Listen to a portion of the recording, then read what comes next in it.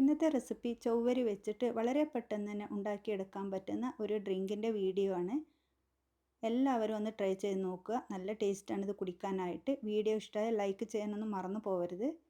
പുതുതായിട്ട് നമ്മുടെ ചാനൽ കാണുന്നവരുണ്ടെങ്കിൽ ഒന്ന് സബ്സ്ക്രൈബ് ചെയ്ത് സപ്പോർട്ട് ചെയ്തേക്കണം കേട്ടോ. ഞാനിവിടെ അര കപ്പ് ചൊവ്വരിയാണ് എടുത്തിട്ടുള്ളത്. ഇത് കുറച്ച് വലിയ സൈസ് ചൊവ്വരി ആയത് കാരണം പെട്ടെന്ന് തന്നെ കുക്കായി കിട്ടത്തില്ല. അത് കാരണം ഞാൻ അരമണിക്കൂർ ഇത് സോക്ക് ചെയ്യാനായിട്ട് മാറ്റി വെക്കുന്നുണ്ട്.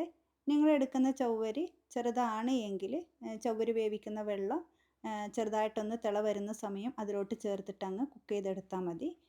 ഇത് അരമണിക്കൂറിന് ശേഷമുള്ള ചൊവ്വരിയാണ്. നല്ലപോലെ സോക്കായി കിട്ടിയിട്ടുണ്ട്. ഇതൊരു അരിപ്പയിലേക്ക് മാറ്റാം. ആ സമയം കൊണ്ട് നമ്മുടെ വെള്ളം തിളച്ചിട്ടുണ്ട്. ഇതിനകത്തേക്ക് ചൊവ്വരി ചേർത്ത് കൊടുത്തിട്ട് നല്ലപോലെ ഒന്ന് കുക്ക് ചെയ്തിട്ടെടുക്കാം. ഒരു 10 മിനിറ്റൊക്കെ മതി. അപ്പോഴത്തേക്ക് ചൊവ്വരി നല്ലപോലെ കുക്കായിട്ട് കിട്ടും. ഇടയ്ക്കിടയ്ക്ക് മിക്സ് ചെയ്ത് കൊടുക്കണം. ചൊവ്വരിക്കകത്ത് നല്ല പോലെ പശപ്പശപ്പുള്ളതാണ്. അതുകൊണ്ട് അടി പിടിക്കാൻ സാധ്യതയുണ്ട്. ഇടയ്ക്കിടയ്ക്ക് മിക്സ് ചെയ്ത് കൊടുക്കുക.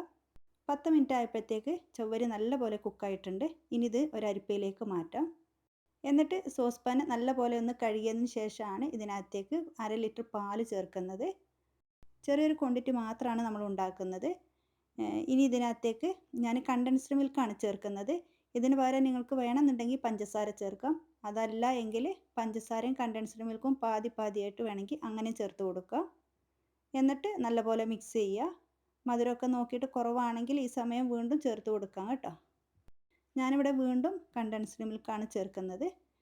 പാല് ചെറുതായിട്ട് ചൂടായിട്ടുണ്ട്. ഇതിനകത്തേക്ക് നമുക്ക് ചൊവ്വരി ചേർത്ത് കൊടുക്കാം. ഇനി ഒരു 5 മിനിറ്റ് ഒന്ന് മിക്സ് ചെയ്ത് കൊടുക്കാം. ഈ ചൊവ്വരിക്കകത്ത് ഈ മധുരമൊക്കെ നല്ല പോലെ ഒന്ന് പിടിച്ച് കിട്ടണം. ഇതെന്താണെന്നറിയോ? ഒരു ടേബിൾ സ്പൂണോളം കസ്റ്റാർഡ് പൗഡറാണ്. ഇതിനകത്തേക്ക് കുറച്ച് നോർമൽ വെള്ളം ഒഴിച്ചിട്ട് നല്ല പോലെ ഒന്ന് മിക്സ് ചെയ്തിട്ട് മാറ്റി വെക്കാം.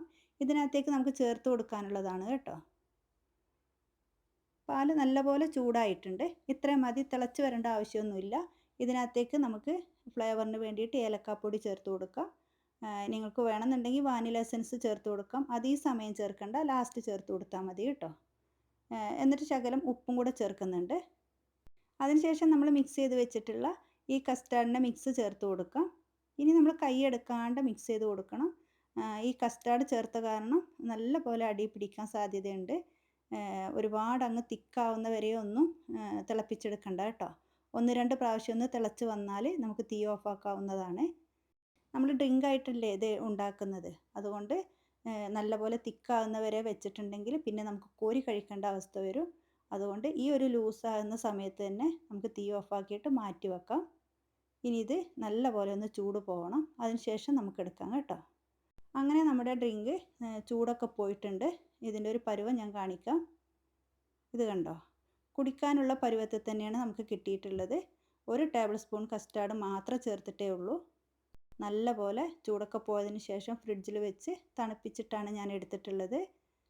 ഇനി നമുക്കിത് സെർവ് ചെയ്യാവുന്നതാണ്. നല്ല ടേസ്റ്റാണ് കേട്ടോ. നിങ്ങൾ എന്തായാലും ഒന്ന് ട്രൈ ചെയ്ത് നോക്കുക. വീഡിയോ ഇഷ്ടമായി ലൈക്ക് ചെയ്യാനൊന്നും മറന്നു പോകരുത്. സബ്സ്ക്രൈബ് ചെയ്യാതെ കാണുന്നവരുണ്ടെങ്കിൽ സബ്സ്ക്രൈബ് ചെയ്തേക്കുക. പുതിയൊരു വീഡിയോയിലൂടെ വീണ്ടും കാണാം.